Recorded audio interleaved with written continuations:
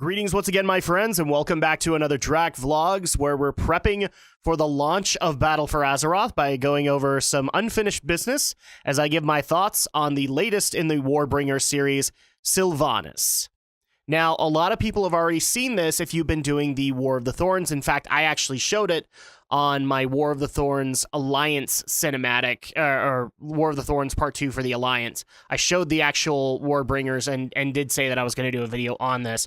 But for those who actually haven't seen it, who haven't done the pre-launch events, it's basically after the War of the Thorns event where the Horde make their push from Ashenvale all the way up to Lordanel in Darkshore. And Sylvanas then has a conversation with a dying Captain Delaran Summermoon over the fact of trying to make this push for Teldrassil, but also the push against Malfurion Stormrage. And through that conversation, we get to see, once again, the origins of Sylvanas, where she was, if you don't already know this, a casualty of the Scourge invasion of Quel'Thalas.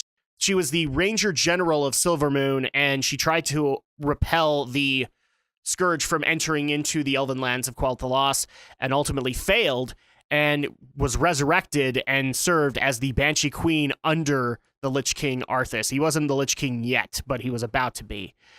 So at that point, you get to see that happening once again in glorious animation. Even I thought it was pretty good. But the conversation eventually kind of turns back to current events, and Delaran makes a very startling observation that a lot of us have kind of known since Cataclysm, is Sylvanas has made life her enemy. Now, there's a lot of story involved in that, and bottom line, I might actually try to link like a novel video in here for you guys if you want to know it. But overall, she's tried, after the Lich King died, she came to some really harsh realizations about herself, and now is almost afraid of death. She does not want to embrace it. She instead wants to keep herself alive as much as possible, and that means that she has to make life her enemy. It's funny that Delaran is basically telling us what we knew way back in Cataclysm when Garrosh compared her to the Lich King, or at least saying what difference is there between you and the Lich King now. There really isn't much, and we've been seeing that slowly happening over the expansions and seeing her methodically figure out like how she can keep herself alive, as well as how she can continue to procreate or to create more new Forsaken to basically use it as her, as Noble puts it, bulwark against the infinite. But the interesting part that I do like that other Warcraft vloggers have announced or have talked about on Warcraft is, it's pretty clear the initial goal here was Malfurion, but the fact that she failed, she decided to take the tree, and people want my actual thoughts on this. I like the fact that Blizzard kept it vague and then showed us that, yes, it was the Horde that burned Teldrassil, because the only way that that would make sense to a lot of people, to a lot of lore nuts, is we wouldn't siege Lordaeron unless there was a good reason, and then they brought up the Burning of Teldrassil, and we all kind of went, the Horde do it. And I know that they tried to do it as vague as possible of maybe they did, maybe they didn't. No, they totally did, because that's the only way that Anduin would launch a full-on campaign against Lordaeron. Okay, that's the only way that was possibly going to happen. The only thing that I don't like about this, where it does show the kind of descent of Sylvanas in a lot of great ways, I don't like the whole concept where she basically pulls an Arthas and turns Delaran's face to watch the tree as it burns, okay? And the only reason I don't like that is because that takes kind of the power away from it, but if you look at how she was turned, there was a pettiness to Arthas in how he did that. He only turned her into a Banshee because she had become such a problem for him in that mission. So at that point, even his dialogue kind of says that. After all you put me through, no, you get to serve under me, and we're going to make this as painful as we can as possible. And that's what that whole thing looks like. It's not necessarily a powerful action. Even with Arthas, that was a very petty one.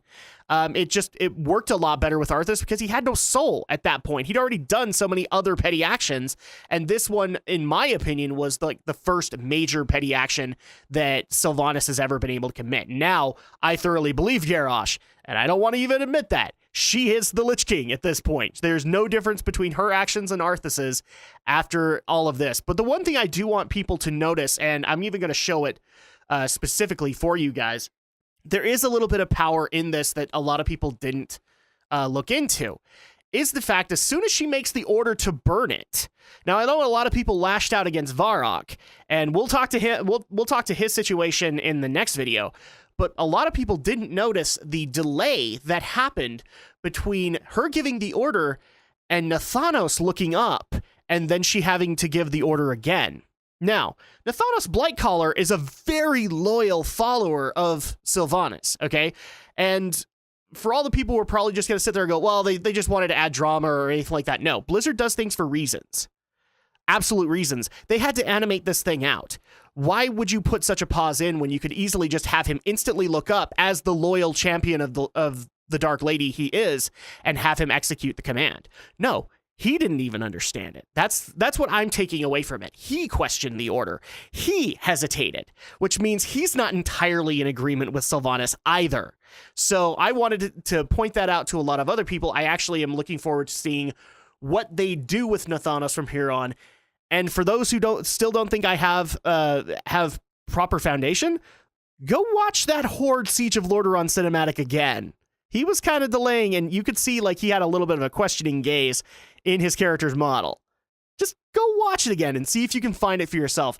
But anyway, I don't want to keep this too long, so thank you guys so much for watching this video. When I come back, we're going to tackle the next cinematic that we actually got just after this, leading into the Siege of Lordaeron with old soldiers. We'll see you then.